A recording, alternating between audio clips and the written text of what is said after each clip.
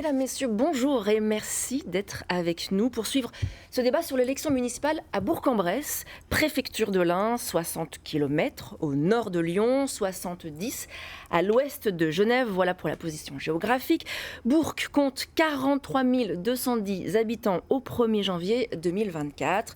La ville est dirigée depuis 2008 par Jean-François Debat, membre du Parti socialiste ici présent. Bonjour. Bonjour.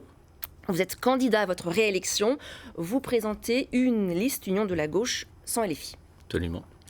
Christophe Coquelet, bonjour. Bonjour. Vous êtes conseiller municipal. Vous présentez une liste social-démocrate à droite, centre, société civile, sous la bannière Horizon, le parti d'Édouard Philippe. C'est ça. C'est bien ça. Jérôme Buisson, bonjour. Bonjour. Vous êtes actuellement député du Rassemblement national de la 4e circonscription dans l'Ain donc, et vous conduisez une liste Rassemblement national. Benoît de Boisson, bonjour. Bonjour madame. Alors vous êtes membre du Conseil national de Reconquête, le parti d'Éric Zemmour, et vous présentez une liste d'hiver droite, c'est-à-dire sans étiquette officielle, sans étiquette tout court, en étant soutenu non officiellement, je peux quand même le dire, par Reconquête, et vous avez sur votre liste des membres des Républicains. Une grande majorité d'ailleurs. Une grande majorité, d'accord. Se présente également Sylvain Cousson pour Lutte ouvrière. Alors ce débat va durer 32 minutes, tout pile. Dans les dernières minutes, chacun aura 45 secondes pour conclure selon un ordre qui a été tiré au sort avant cette émission. Et on va tout de suite commencer. Selon un sondage IFOP, pour les Français, 2 thèmes sont déterminants pour le scrutin. Le premier, la sécurité, puis vient derrière la gestion des finances. On va donc commencer par la sécurité. Jean-François Debat, vous êtes maire depuis 18 ans. Alors sur le dernier mandat, vous avez augmenté le nombre de policiers, augmenté le nombre de caméras de surveillance, de vidéoprotection, je ne sais pas comment il faut dire. Qu'avez-vous à dire sur la sécurité de votre ville ? D'abord que c'est une préoccupation constante de tous les maires et du maire que je suis, que c'est une compétence qui est partagée. Je co-préside avec le préfet et la procureure de la République le conseil intercommunal de sécurité et de prévention de la délinquance et que chacun agit de manière coordonnée mais dans ses compétences. La politique que j'ai engagée depuis un certain nombre d'années, c'est une politique qui vise à prendre de front les sujets de tranquillité publique et les sujets de sécurité. Vous diriez que le bilan sécuritaire est bon ? Je dirais qu'en matière d'insécurité, nous avons suivi l'évolution nationale avec notamment ces dernières années une augmentation forte du nombre de violences intrafamiliales qui ont été déclarées. Il y a toujours, quelle que soit l'évolution des chiffres, et les nôtres nous laissent dans le dernier tiers des villes de notre strate en termes d'actes de délinquance, il y en a toujours trop. Moi, l'objectif que j'ai fixé depuis longtemps, c'est d'assurer les sujets de tranquillité publique, c'est de coordonner et de coopérer avec la police nationale, notamment sur les sujets de trafic de drogue, par exemple sur le repérage des lieux de blanchiment ou sur la vidéoprotection sur les lieux de trafic de stupéfiants qui sont l'apanage de la police nationale. Et puis c'est aussi d'avoir développé un CSU, c'est-à-dire un centre de supervision urbaine qui permet au commissariat de police comme à la police municipale d'avoir accès 24 heures sur 24 aux 150 caméras de vidéoprotection qui ont été déployées sur ce mandat. Jérôme Buisson, votre constat différent, j'imagine ? Oui, je ne partage pas tout à fait effectivement ce constat parce que Bourg-en-Bresse, si vous voulez, est la deuxième commune la plus violente de l'Ain et la première pour le trafic évidemment de consommation de stupéfiants. Et c'est vrai que le constat, c'est que les faits graves et récurrents s'accélèrent à Bourg-en-Bresse. Nous avons maintenant effectivement assez régulièrement des escroqueries, des problèmes de drogue, quelques agressions sexuelles. C'est vrai que les femmes se sentent parfois en danger le soir ou d'ailleurs quand elles sortent ou quand elles rentrent. Les personnes âgées aussi qui se font agresser, parfois même presque kidnapper dans les voitures pour aller retirer de l'argent. Alors moi je dis effectivement, monsieur le maire a pris des mesures, mais pourquoi les a-t-il pris si tardivement ? Il en est à son troisième mandat, termine son troisième mandat. Et pourquoi faire ? C'est-à-dire mettre des policiers sur le terrain, ça peut être... Effectivement, c'est une bonne chose, je crois que tout le monde le propose. Mais si c'est pour faire du pas de vague, c'est quelque chose qui ne sera pas efficace. Monsieur Coquelet, il faut faire plus, selon vous ? Alors, je ne sais pas, oui, plus, ça c'est sûr. Moi, je vais vous donner des chiffres. En 2020, il y avait 2663 crimes et délits, ça touche le quotidien. C'est les vols, le cambriolage et les violences sur personne. En 2024, on est à 2947 crimes et délits, soit une augmentation de 11% à Bourg-en-Bresse. Alors oui, Bourg-en-Bresse est touché comme les villes moyennes de France. On n'est pas épargné. Et oui, la sécurité à Bourg-en-Bresse est grandissante. Et moi, ce qui m'intéresse, c'est Bourg-en-Bresse. Donc oui, il faut agir en conséquence. et assurer la tranquillité publique au quotidien des habitants, que ce soit des personnes âgées, des femmes, tout le monde est touché par ces faits. C'est-à-dire concrètement ? Concrètement, tout simplement, déjà d'une, en tout cas dans mes mesures, avec notre projet, mon équipe, c'est un adjoint à la sécurité pour piloter la stratégie et coordonner justement les opérations et les actions avec tous les acteurs du territoire. 2, c'est la nouveauté, c'est un CSU, mais en temps réel, c'est-à-dire avoir des agents municipaux de la police municipale derrière l'écran. En déport actif, oui. C'est tout simplement pour intervenir, donc avoir des interventions immédiates, plutôt qu'aujourd'hui d'avoir une vidéo qui est en cas repoussée à la police nationale pour après les faits. Là, le but, c'est vraiment d'intervenir tout de suite. Renforcement effectivement des agents de police. Et puis aussi, on parle de sécurité, de propreté. On va créer une brigade verte qui sera dédiée au respect de l'espace public. Monsieur Deboisson, est-ce que Bourg, est-ce que c'est Chicago ? Non, on ne peut pas dire ça quand même. En temps de Monsieur Buisson, ça devient... La politique de sécurité de la ville est un échec. Très clairement, la dégradation de la sécurité est une réalité. Si on prend un peu plus de recul par rapport au dernier mandat, sur 10 ans, c'est plus 51% de crimes et délits dans la ville. On l'a dit, quasiment 3000 pour une population de 2900. Bon, enfin, non, mais c'est faux, c'est pas 50%. Vous n'avez pas l'air très serein, monsieur Debat. Vous allez peut-être me laisser parler. C'est surtout sur des catégories qui sont assez inquiétantes. Les coups et blessures, plus 90% en 10 ans. Les violences sexuelles, plus 40%.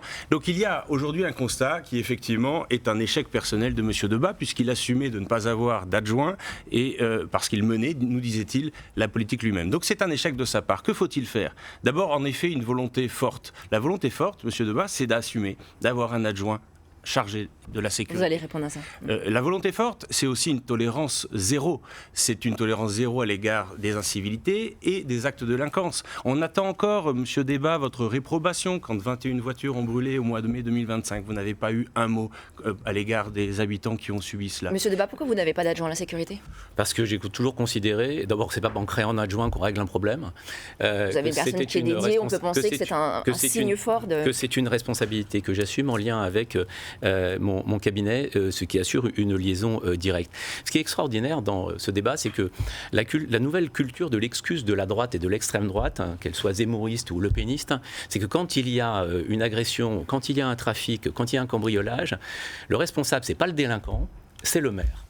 Voilà, ça c'est la nouvelle culture de l'excuse de la droite. Peu vous importe ce qui est fait sur le terrain. Et ça c'est votre réponse permanente, vous n'assumez rien. Je vais aller jusqu'au bout donc de ce qu'on peut faire. Monsieur Deboisson, vous m'avez demandé tout à l'heure, je rectifiais vos chiffres, de ne pas vous interrompre. Je vous le dis très tranquillement. Moi, je n'ai de leçons à recevoir de personne en matière de sécurité.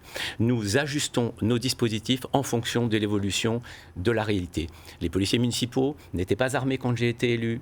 Ils le sont, d'armes létales. Les policiers municipaux font des brigades de nuit en lien avec la police nationale.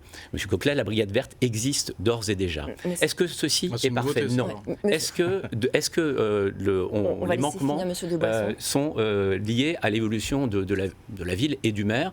Quand on a l'évolution globalement de la criminalité en France, nous sommes en dessous de son évolution. C'est trop. Monsieur Debat, laissez finir monsieur Deboisson sur vos mesures. Et vous avez raison de ne pas vous en satisfaire. La réalité à Bourg, c'est qu'on ne peut pas faire une campagne sans que les gens nous disent, et tout le monde le sait bien, sur les marchés, dans les réunions publiques, que les gens ont peur de l'espace public. Et je ne veux pas me résoudre à ça. Parce que, monsieur Debat, l'espace public, c'est le bien commun de tous. Aujourd'hui, les femmes ont peur.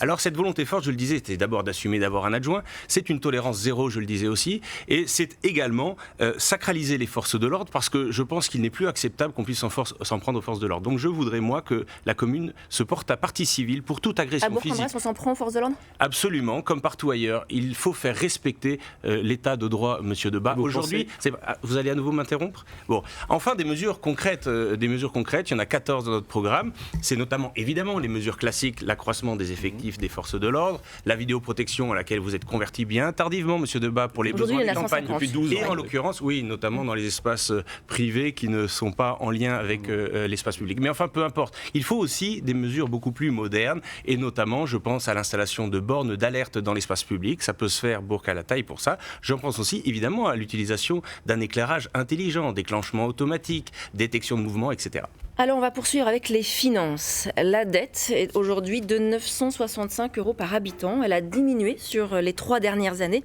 En 2024, la taxe foncière a été augmentée de 3%. Monsieur Debat, quel est votre constat sur l'état des finances ? C'est pas beaucoup, 1 000 € de dette par habitant ? Non, nous sommes dans cette moyenne. Quand j'ai été élu, la dette était de 56 millions d'euros.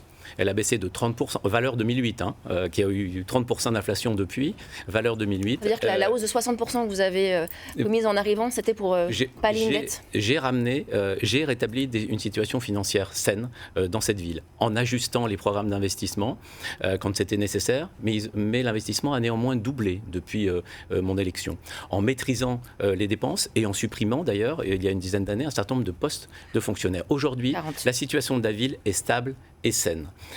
J'ai toujours dit que je ferais tout pour éviter d'augmenter les impôts, mais que je le ferais de manière modérée si c'était absolument indispensable du fait des ponctions de l'État. En 10 ans, j'ai procédé à une augmentation de 3% de la fiscalité locale. Aujourd'hui, la situation financière à Bourg était un enjeu quand j'ai été élu. Ça n'est plus un enjeu. Les finances sont saines. Monsieur Buisson, quelles sont vos propositions en termes de finances et de fiscalité ? Quel est votre constat sur les finances de la ville ? Alors moi, je ne suis pas effrayé par la dette parce qu'effectivement, elle est assez limitée. 1 000 € par habitant, ce n'est pas quelque chose d'excessif. Je suis aussi inquiet. Quand cette dette était beaucoup plus élevée quand c'était la droite au pouvoir, et il faut le dire, et donc d'une certaine façon vous avez aussi échoué par le passé, mais ce qui me tracasse le plus, c'est ce qu'on prend finalement aux Burgiens, à ceux qui cotisent, à ceux qui payent des taxes, et avec effectivement des prélèvements qui ont augmenté de 2,5 fois l'inflation depuis que M. Debat est au pouvoir, 118 millions d'euros de prix dans les poches des Burgiens, et une ville qui, dans le même temps, s'appauvrit, parce qu'on sait que la dotation de solidarité urbaine a augmenté. Ça veut dire quoi ? Moins d'investissement pour de l'argent ? Non, c'est pas ça. C'est le problème, c'est qu'en fait, M. Debat a quand même financé une partie de sa politique en prenant l'argent aux Burgiens qui font avancer la ville. Donc moi, qu'est-ce que je propose ? Effectivement, c'est un gel effectif des taxes sur Bourg-en-Bresse, évidemment hors hausse nationale. La stabilité, parce qu'il parle beaucoup dans sa plaquette, M. Debat, de l'agglomération, mais la stabilité de la taxe sur les ordures ménagères aussi, parce que je pense qu'il peut avoir une influence sur cela. Et puis bien sûr, au niveau national, ça c'est important, une opposition aussi frontale au rétablissement de la taxe d'habitation, parce que c'est dans les tuyaux. On va en parler. Monsieur Coquelet, vous souhaitez baisser à la fin de votre mandat, si vous êtes élu là, la taxe foncière, c'est bien ça ? Oui, c'est un objectif sur mon mandat, c'est de baisser la taxe foncière. Alors ça ne va pas se faire d'un coup de baguette magique. Effectivement, la dette n'est pas forcément un problème aujourd'hui. Les dotations de l'État depuis 2019, ont légèrement progressé sur la ville de Bourg-en-Bresse. Effectivement, en 18 ans, il y a le produit de la taxe foncière qui a augmenté de 62,5% à Bourg-en-Bresse. Et ce qui fait qu'en 2 ans, la ville sort avec un résultat de 2 années de recettes exceptionnelles. Nous, qu'est-ce qu'on propose ? En tout cas, notre volonté, elle est très claire, c'est de garder cet équilibre financier et sain. Donc c'est moderniser et investir sur les charges de fonctionnement pour les baisser. Donc ça passe concrètement, effectivement, par exemple, par des contrats d'assurance où il faudra optimiser les coûts, parce qu'aujourd'hui c'est ce qui coûte cher. Et puis aussi mieux prioriser les investissements. Voilà. Donc c'est aussi ce choix-là, pour qu'à la fin on arrive sur un mandat pour arriver à baisser cette taxe foncière. Monsieur Buisson disait que la taxe d'habitation était en discussion à l'Assemblée. Son rétablissement, vous seriez pour ? Alors écoutez, là, on est sur une élection locale, je crois qu'il ne faut pas se tromper d'élection. La taxe d'habitation est une ressource vraiment non négligeable des communes. Bien sûr, mais aujourd'hui elle est faite sur les résidences secondaires, donc ça apporte aussi à la ville. Voilà. Après, si M. Buisson va faire une élection nationale, qu'il la fasse. Monsieur de Boisson, vous souhaitez vous remettre les finances à plat ? Oui, je suis déjà un peu surpris d'entendre M. Buisson reprendre les éléments de langage du maire qui explique que la droite avait laissé une forte dette. Elle l'avait en réalité baissée elle-même de 2,5 millions. Il y a eu un mandat RPR, UMP avant l'arrivée de M. Dans laquelle la dette a en réalité été diminuée par rapport à ce qu'elle avait reçu de la gauche précédemment. Mais vous pouvez reprendre les éléments de langage. Non, cette question est très importante parce que c'est un autre angle mort de la politique de M. Debat. C'est-à-dire qu'en réalité, M. Debat, aujourd'hui, vous avez paupérisé la ville. Vous avez une ville avec 42% de logements sociaux. C'est le double, d'ailleurs, de ce que demande la loi, 20%, et vous nous direz à l'occasion jusqu'où vous voulez aller parce qu'on ne sait pas bien quelles sont vos propres limites. Vous avez aussi 24% de taux de pauvreté dans cette ville. Donc vous avez aujourd'hui une ville qui est pauvre, mais dans le même temps, un budget qui s'accroît, avec notamment des questions de masse salariale qui n'a fait que s'accroître, alors même que certains postes sont partis à l'agglomération et vous avez des charges de fonctionnement qui n'ont cessé d'augmenter. Alors comment avez-vous tenu ? Eh bien, je vais vous le dire, M. Debat a tenu en ponctionnant les Burgiens, mais en les ponctionnant de façon drastique. Donc, je voudrais souligner ici quand même les taux, permettez-moi de le dire, les taux communaux, rapidement, M. Debat, par rapport aux villes de même taille, entre 40 et 45 000 habitants, c'est de 24 à 78% au-dessus. Je voudrais juste donner ce chiffre. Entre 2008, votre arrivée au pouvoir, M. Debat, et maintenant, vous avez accru de 90% la charge fiscale. On va passer maintenant... Alors, M. Debat, moi, je vais donner une mesure. M. Debat va vous répondre quand même. rapidement. Parce que c'est le constat est important, c'est facile. Je vais dire quand même. D'abord, depuis 2008, j'ai été réélu 2 fois. Très bien. Donc, j'ai pris des décisions difficiles dans mon premier mandat. Les Burgiens m'ont réélu au premier tour en 2014. Ils m'ont réélu au premier tour en 2020. Ça veut dire que les éléments de transparence, de clarté que j'ai présentés ont été admis par les Burgiens. Deuxièmement, la suppression de la taxe d'habitation a fait que nous avons récupéré une part du foncier départemental. Donc, ça veut dire que oui, le produit de la taxe foncière a mécaniquement augmenté. Ça ne veut pas dire que les Burgiens payent davantage d'impôts. Ça veut dire que 14%, nous avons l'intégralité. Il vous en reste 34 qui vous est propre. Moi, je le dis de manière très claire. C'est à l'euro près pour les depuis que je suis maire, la dette a baissé de 30% et les investissements ont été multipliés par 2. La masse salariale a été tenue et elle nous a permis des arbitrages, l'augmentation du nombre de policiers municipaux. Mais moi, je le dis, Monsieur de Boisson, oui, j'assume que nous ayons les cantines les moins chères de tout le département. J'assume que tous les enfants puissent aller à la cantine, quel que soit le revenu de leurs parents, 74 centimes pour les plus modestes, 1,50 € pour les au prix du racket fiscal, Monsieur Debat. Racket fiscal. 134 millions cumulés de on va parler d'investissement, on va parler d'avenir maintenant, on va se pencher sur votre ambition. Nous gérerons la fiscalité et nous reverrons tout le budget. Alors on parlait d'investissement, on parlait de fiscalité. Monsieur Coquelet, je vais vous donner la parole tout de suite. Okay. Vous parlez dans votre ambition pour la ville, vous parlez d'attractivité économique. C'est bien ça, vous souhaitez notamment faire du marché couvert l'un des plus beaux de France, c'est-à-dire vous avez 4 grands projets. Effectivement, l'attractivité de la ville est importante pour nous, c'est notre volonté. Et puis aussi redynamiser l'identité de la ville. Donc oui, 4 grands projets, le marché couvert, on va en faire l'un des plus beaux marchés de France. On a tout ce qu'il faut, on a des produits locaux et je crois qu'on peut largement y arriver. Donc oui, le rendre plus lumineux, plus convivial avec une extension, aussi végétalisé. Donc c'est aussi un projet fort qu'on a. On a le parking de la préfecture parce qu'on veut donner du lien entre le haut de l'avenue Alsace-Lorraine et la place Edgar Quinet. C'était dans le programme de monsieur. Ouais, avec un parking avec photovoltaïque, avec un chemin piéton, avec des terrains de street foot et de street basket pour les jeunes. On a aussi un projet pour Grand Bouvant. Pour de la loisir et détente et un site touristique. La base nautique. Donc la base nautique avec un restaurant bistronomique au Moulin de Curtafé. On a aussi la volonté de faire un terrain de pump track, un vrai terrain de pump track, donc bicross et skate, un parc d'accueil pour les camping-cars, puisqu'aujourd'hui ils sont au parking de la piscine et du monastère d'Aubroux sans infrastructure. Donc imaginez les eaux usées où elles partent. Et tout ça c'est possible dans le budget, dans le cadre du budget de Bourg-en-Bresse, financé. On l'a chiffré. Parce que le parking de la préfecture était par exemple dans le programme de Monsieur Debat en 2020, il n'a pas été fait parce que ça coûtait trop cher. En tout cas, nous on l'a chiffré et c'est vrai qu'on ne sera pas dans les investissements records qui ont été faits ces dernières années, parce que aussi l'état des finances ne demande pas ça. Donc on a chiffré, on sera aussi vigilant sur ces investissements-là et on est serein. Monsieur Buisson, quels sont vos projets ? Tout d'abord, effectivement, il y a des projets pour la ville. Je pense que le parking de la préfecture est un projet important parce que, comme vous le savez, il y a un problème de stationnement dans Bourg-en-Bresse, d'accès au centre-ville. Et contrairement à certains ici, on ne veut pas exclure la voiture des centres-villes. Il faut que les gens puissent venir aussi pour soutenir le commerce, entre autres. Donc ce projet de stationnement, effectivement, est au cœur du programme. Ensuite, où trouver le budget ? Je pense que si on supprime, maintenant, il y en a, je pense, largement assez, les pistes cyclables autour de Bourg-en-Bresse et dans Bourg-en-Bresse, je pense qu'on peut dégager du budget.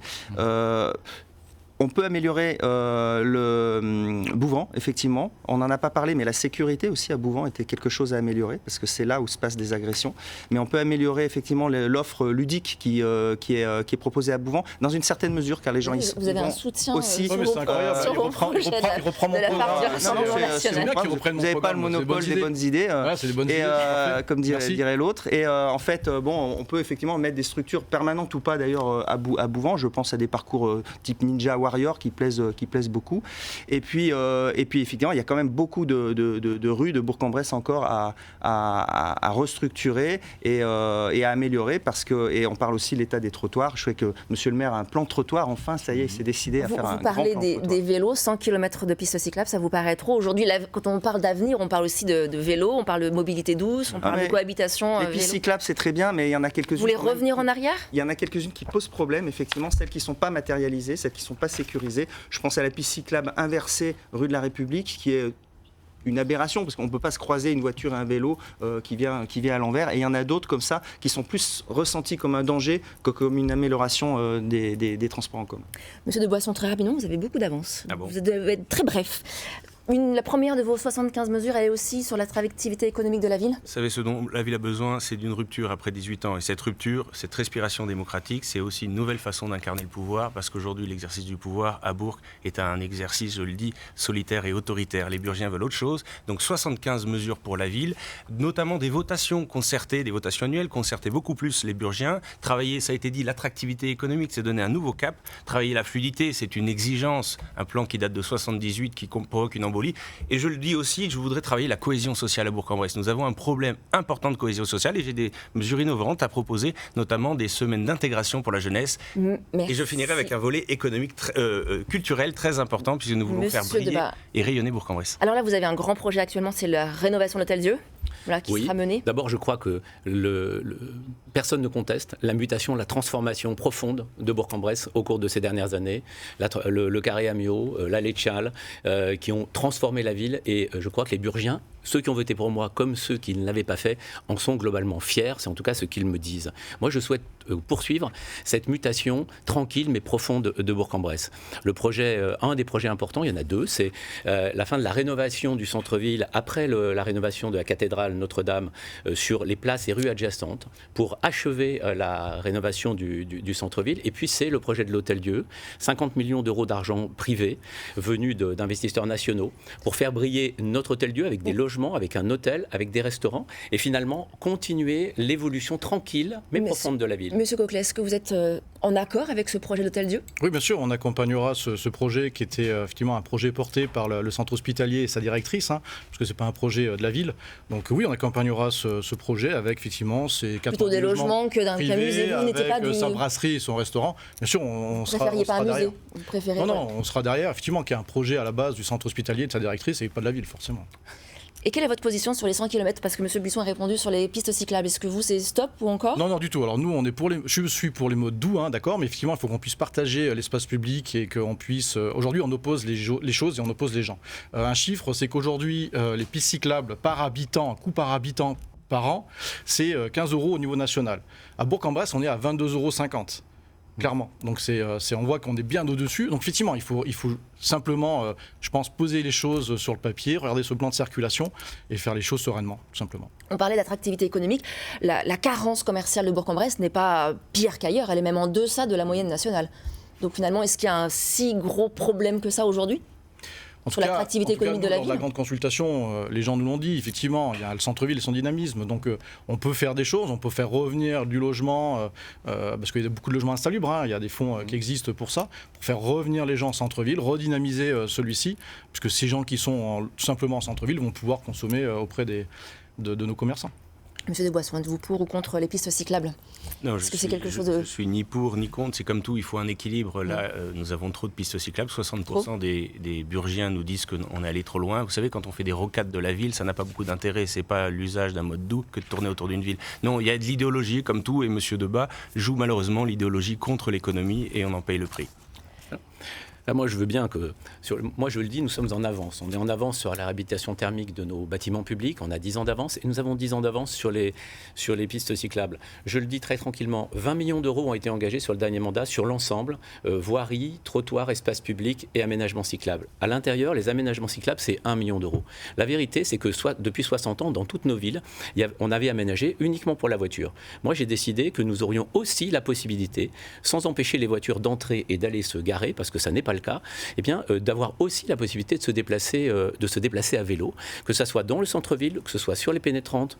Et c'est un plus, et certainement pas un moins. Et donc aujourd'hui, nous sommes dans le peloton de tête, et je l'assume, mais je n'ai jamais opposé les modes de transport et je ne vais pas les opposer. Dans le prochain mandat, mon objectif, c'est d'accélérer la rénovation des trottoirs, c'est d'accélérer la rénovation des trottoirs, et c'est également... je termine. Allez-y, rapidement. C'est d'accélérer la transformation des trottoirs et en matière de prise d'avance, c'est de doubler le raccordement au réseau de chauffage urbain avec une nouvelle chaufferie qui va être construite au nord de Bourg-en-Bresse. Quelle est votre position sur l'écologie, Monsieur Buisson? Je ne vous ai pas entendu parler sur la mobilité douce, ou alors, enfin, si la mobilité douce, mais sur la transition écologique, est-ce que vous avez un... Oui, bien sûr, il n'y a pas que la mobilité douce qui entre dans l'écologie. Effectivement, moi, je suis pour le développement des réseaux de chaleur. Je pense que ça, c'est quelque chose qu'effectivement, il faut continuer, qui d'ailleurs impacte positivement le porte-monnaie des habitants. Je suis pour le développement des panneaux photovoltaïques, là où on peut en mettre, parce que là, on n'est pas sur des terres agricoles, évidemment. En ville, il y a des surfaces pour pouvoir mettre des panneaux photovoltaïques. Nous faisons. Et puis, oui, bien sûr, mais en fait, il n'y a pas 36 000 façons de faire de l'écologie non plus. Et puis derrière, effectivement, je suis pour le verdissement de la ville aussi. Je crois l'ouverture des parcs est une très bonne chose. Je crois que partout où on peut ouvrir les parcs aux habitants, effectivement, ça doit être fait. Et puis, mais je pense aussi à des murs végétalisés, parce qu'il n'y a pas que les toits qui peuvent être végétalisés, il y a des murs qui peuvent être végétalisés. Donc, c'est des choses que l'on peut faire et qui doivent être faites et poursuivies. Donc, oui, il y a un programme écologique au Rassemblement national, bien sûr. Ça veut dire que le Rassemblement national, au pouvoir d'une ville, végétalise, plante des arbres aussi? Bien sûr. Bien sûr. Et avec des essences peut-être plus variées, d'ailleurs. Bien. Alors, il nous reste 6 minutes avant la fin de ce débat. Je vais vous proposer donc de débuter chacun à votre tour. Nous avons donc tiré au sort les conclusions face caméra. Donc, la première personne, c'est vous, Monsieur Coquelet. À vous. Alors, on va lancer un chronomètre et dès qu'on me dit que c'est bon, c'est tout bon pour vous? Allez-y. Madame, Monsieur, le 15 mars prochain, vous serez appelé à élire le nouveau maire de Bourg-en-Bresse. Conseiller municipal depuis 2020, j'ai apprécié échanger avec vous au quotidien et je suis très attaché à ma ville. J'ai acquis cette maturité, cette expérience qui me permet de prendre le poste de la responsabilité de maire de Bourg-en-Bresse. Nous vous avons donné la parole à travers notre grande consultation et vous vous êtes exprimé. Avec vos retours, nous avons construit un projet avec vous, pour vous. Sécurité, santé, attractivité de la ville. Avec mon équipe, nous nous engageons pleinement. Je serai un maire proche de vous et dans l'action.